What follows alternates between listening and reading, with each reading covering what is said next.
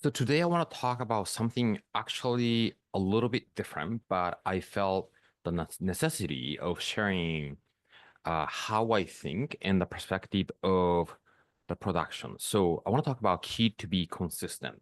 So this conversation and the information will be benefiting for anybody who is working on the project or anything that you're doing to improve your health or any business activity or work related activity. It might not apply too much to somebody who is focusing on creating a changing a meaningful relationship, whatever, right? But more around execution, something that requires for execution, right? Because I hear very often people not being able to stay consistent in their practice, in their training, in their work activity. Yeah. And I wanted to share some simple, I would say strategy, but a way of thinking. So this will give you a clarity of how to go about it. And also, this might shed light on why things might fall off your list per se. So the first step is actually to make a decision, right? To make a decision of what is it that you're gonna be working towards, focusing on. Because unless you make a decision, you will just do when you feel like it.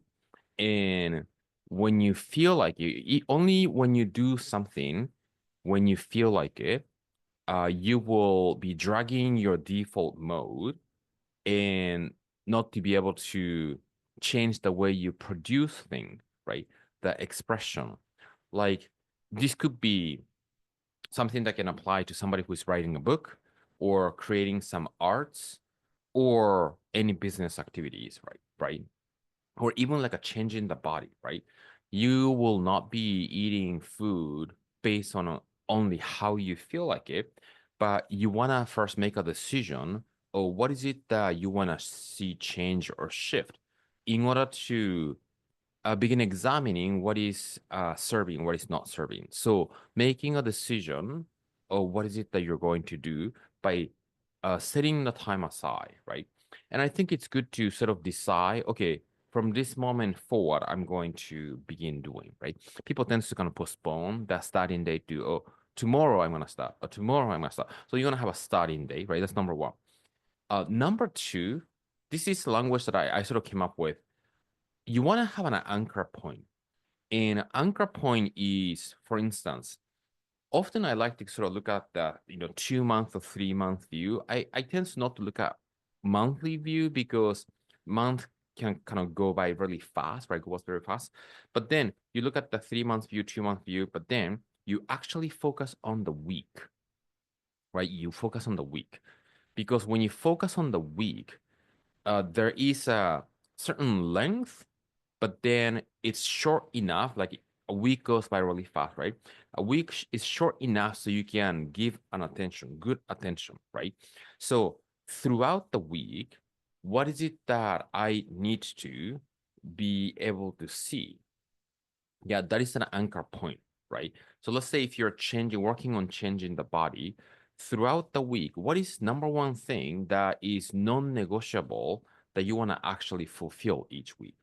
And the benefit and the power of creating a weekly anchor point is that when you start having a lot of activities or things to do, you will be able to prioritize which one to pick in order to meet this, to fulfill this anchor point.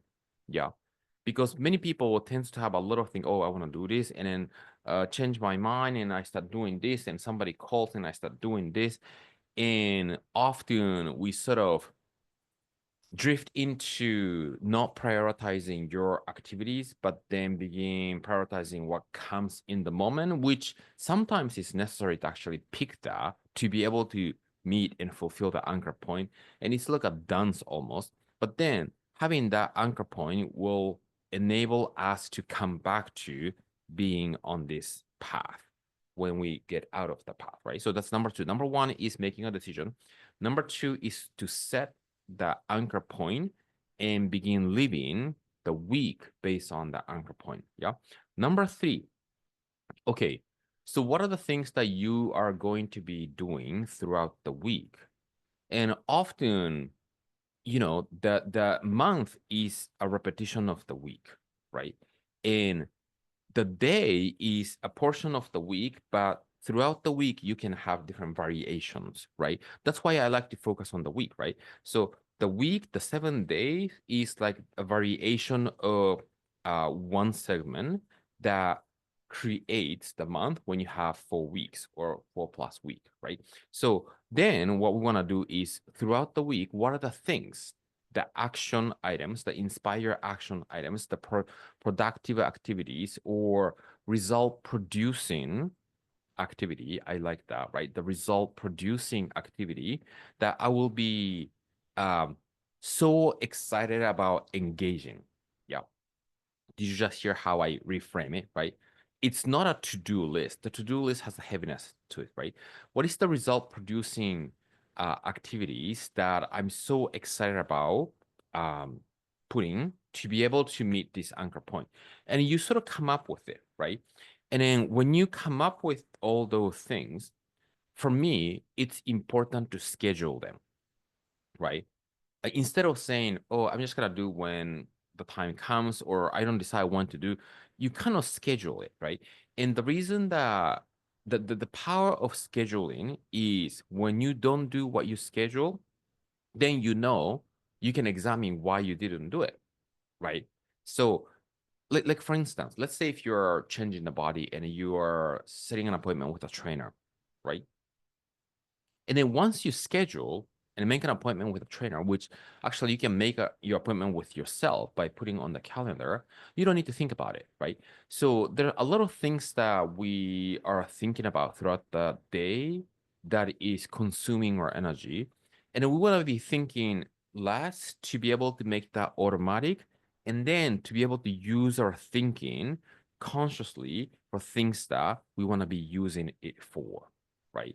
So I think when you don't have that actual plan or schedule in place, we start using like almost like over using our thinking for something that we don't need to be spending our energy. So it gives us a little bit more efficiency in our thinking energy. Yeah. And then by scheduling, you can kind of test, what's working, what's not working, why this worked, why it didn't work, right? But if you don't schedule them, and then when you just do with the flow, whatever you feel like you're doing, then we don't really know why we didn't fulfill at the end of the week. So we want to schedule to be able to reassess and reassess and reassess. And that process, the most beautiful thing about this is that process will give you a observation to really learn about yourself. Learn about yourself. Sometimes it might be painful to learn how actually we are ending up using our time. But then by doing so, we can change it, right? So number three, I have one more thing. Number four.